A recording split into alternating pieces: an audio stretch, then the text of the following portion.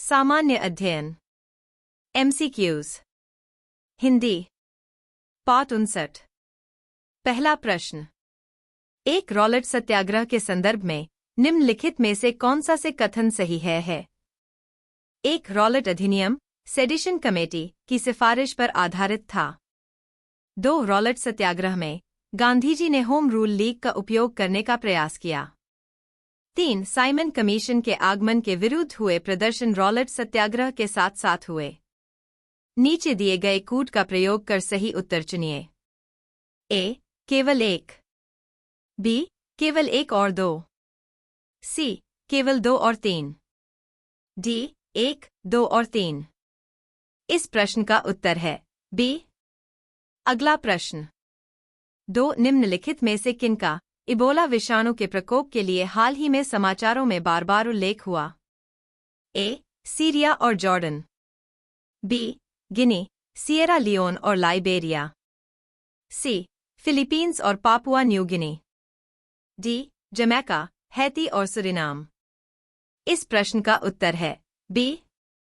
अगला प्रश्न, 3 ईंधन के रूप में कोयले का उपयोग करने वाले शक्ति संयंत्रों से प्राप्त फ्लाई ऐश के संदर्भ में निम्नलिखित कथनों में से कौन सा से सही है?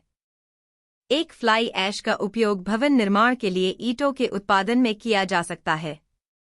2 फ्लाई ऐश का उपयोग कंक्रीट के कुछ पोर्टलैंड सीमेंट अंश के स्थानापन्न रिप्लेसमेंट के रूप में किया जा सकता है।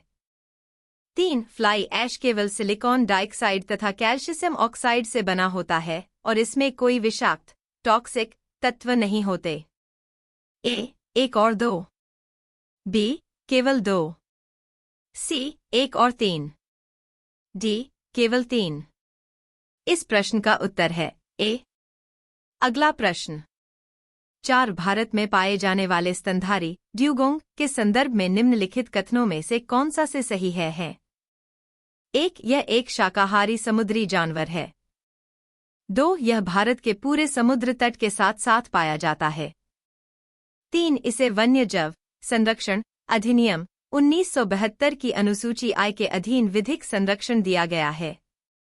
ए. 1 और 2, बी. केवल 2, सी. 1 और 3, डी. केवल 3। इस प्रश्न का उत्तर है सी। अगला प्रश्न, 5 निम्नलिखित में से कौन भारत में उपनिवेशवाद का के आर्थिक आलोचक थे?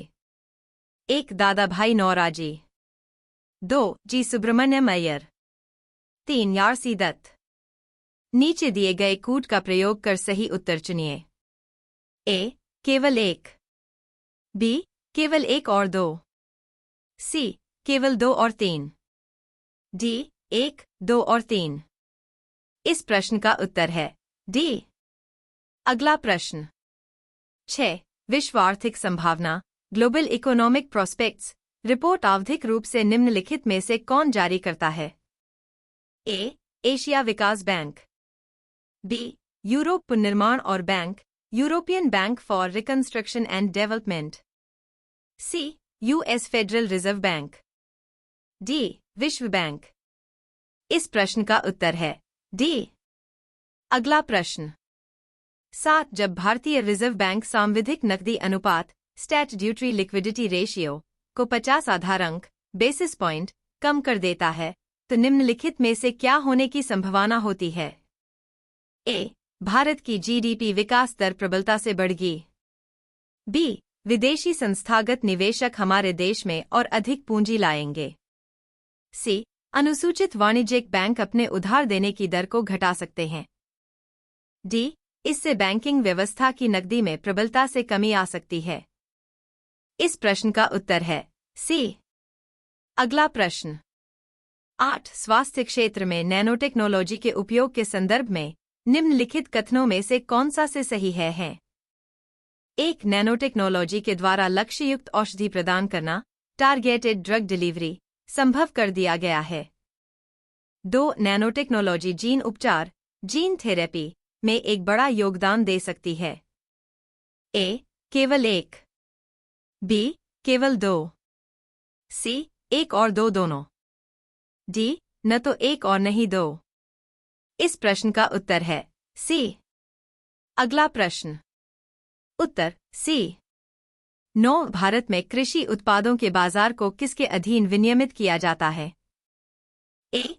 आवश्यक वस्तु अधिनियम 1955। बी। राज्यों द्वारा अधिनियमित कृषि उत्पाद विपणन समिति अधिनियम। सी। कृषि उत्पाद श्रेणीकरण एवं चिह्नांकन अधिनियम 1937। डी। खाद्य उत्पाद आदेश 1956 एवं मांस तथा खाद्य उत्पाद आदेश 1973। इस प्रश्न का उत्तर है बी।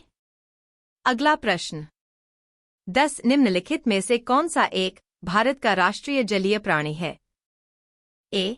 खारे पानी का मगर। बी। ऑलिव रिडले टर्टल कूर्म। सी। गंगा की डॉल्फिन। डी। घड़ियाल। इस प्रश्न का उत्तर है सी।